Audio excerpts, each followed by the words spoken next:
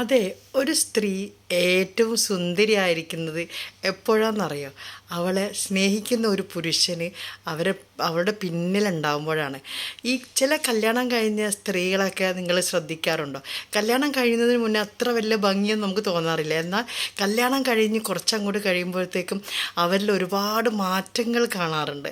അതിൻ്റെ അർത്ഥം എന്താണെന്ന് വെച്ചാൽ അവളെ കൂടെയുള്ള അവളെ കൂട്ടുകാരൻ ഭയങ്കരമായിട്ട് അവളെ സ്നേഹിക്കുന്നുണ്ടെന്നും അവളെ മനസ്സിലാക്കുന്നുണ്ടെന്നും ഒക്കെ തിരിച്ചറിയാൻ പറ്റും.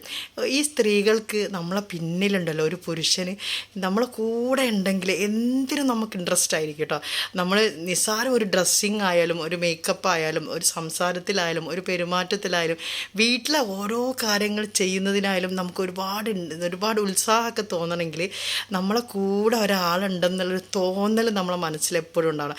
അങ്ങനത്തെ ഒരു ഫീല് നമുക്ക് കിട്ടുകയാണെങ്കിൽ സത്യമായിട്ടും സ്ത്രീകൾ ഒരുപാട് ഭംഗിയായിട്ട് കുടുംബജീവിതവും എല്ലാമെങ്കിലും എല്ലാ കാര്യങ്ങളും സന്തോഷത്തോടു കൂടി മുന്നോട്ട് കൊണ്ടുപോകാൻ ശ്രമിക്കും. അപ്പം എനിക്ക് പറയാനുള്ളത് ഭർത്താക്കന്മാരോടാണ്. അപ്പം നിങ്ങൾ അടിപൊളിയായിട്ട് ഞങ്ങളെ കൂടെ നിൽക്കുക. ഞങ്ങളത് എന്താ പറയുക അങ്ങോട്ട് ആസ്വദിക്കട്ടെ.